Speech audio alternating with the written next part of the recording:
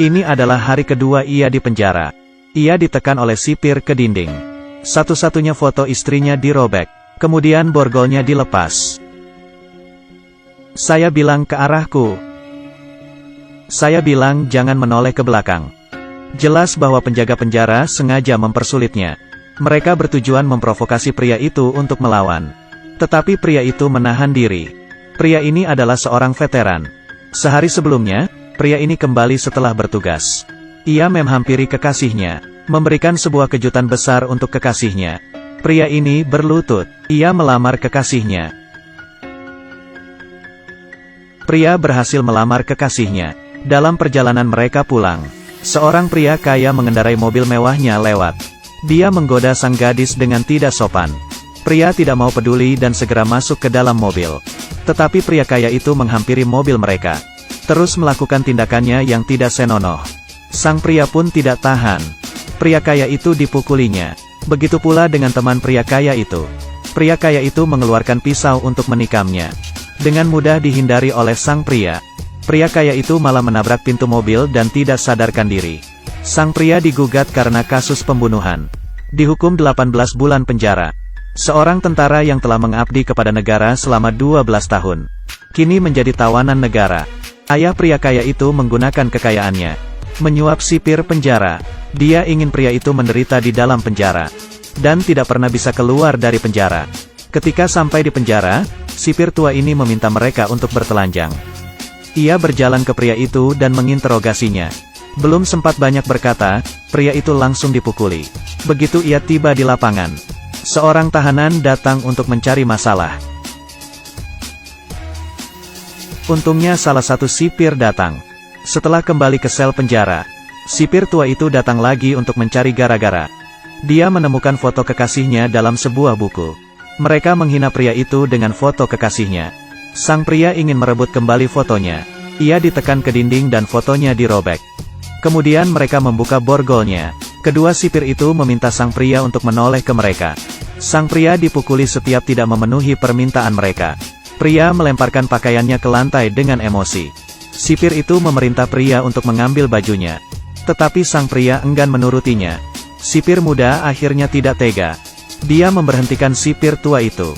Sesampai di kamar mandi, seorang tahanan menantangnya. Akibatnya,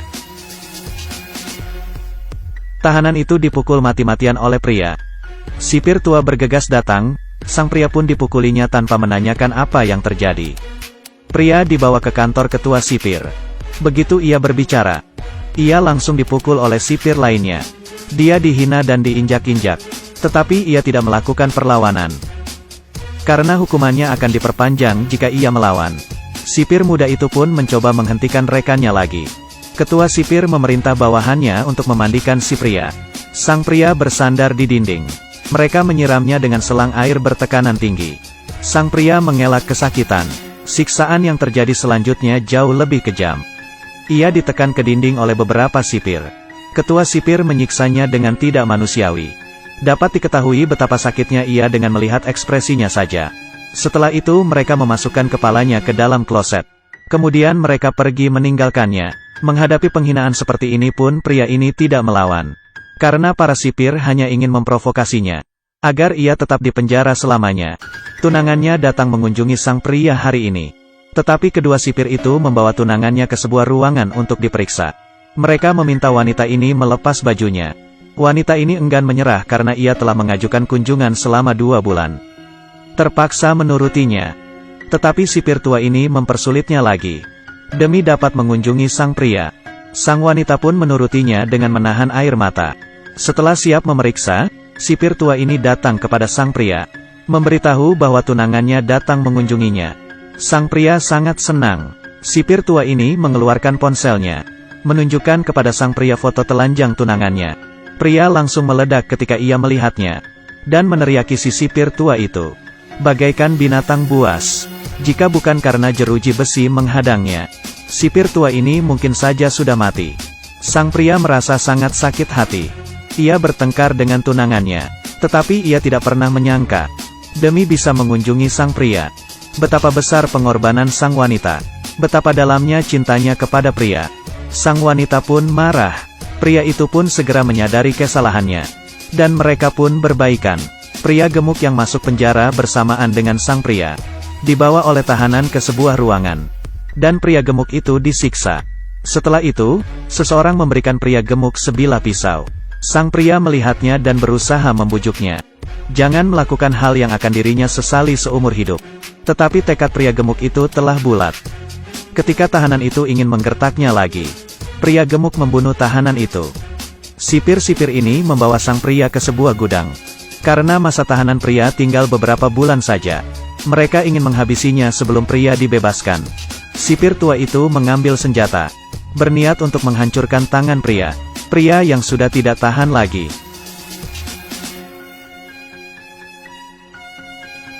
Menghabiskan kedua sipir itu dengan beberapa pukulan. Amarah sang pria pun tidak tertahankan lagi. Ia berniat untuk membunuh sipir tua itu. Berhasil dihentikan oleh sipir lain yang datang. Sang pria dikurung dalam sebuah ruangan. Hidup sendirian dalam jangka waktu panjang membuatnya berhalusinasi. Selain itu ia juga disiksa. Hari ini adalah hari ke-88 ia ditahan di kurungan. Selama itu ia disiksa dengan tidak manusiawi. Ketika sang pria dibebaskan dari kurungan, ia sudah babak belur. Sipir muda yang sebelumnya selalu membantunya sudah mati terbunuh. Ketua sipir bertanya kepada pria, apa yang telah terjadi dengannya, agar ia dapat membantu sang pria. Tapi sang pria sudah tidak percaya dengan penjara busuk ini. Ia hanya ingin segera pergi dari sini. Sipir tua membayari beberapa tahanan untuk menghabisi sang pria. Mereka memerintah pria gemuk untuk membunuh pria itu. Pria gemuk tidak tega membunuhnya. Karena tidak mematuhi perintah, pria gemuk itu terbunuh di malam itu juga. Kematian pria gemuk itu membuatnya merasa bersalah. Ia datang kepada si pembunuh dan melampiaskan amarahnya.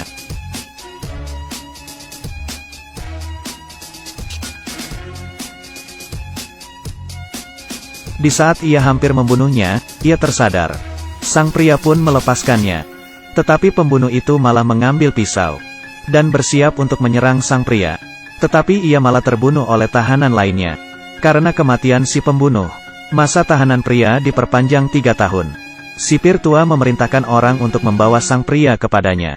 Pria mencaci maki semua isi penjara ini. Pria gemuk itu baru berusia 18 tahun.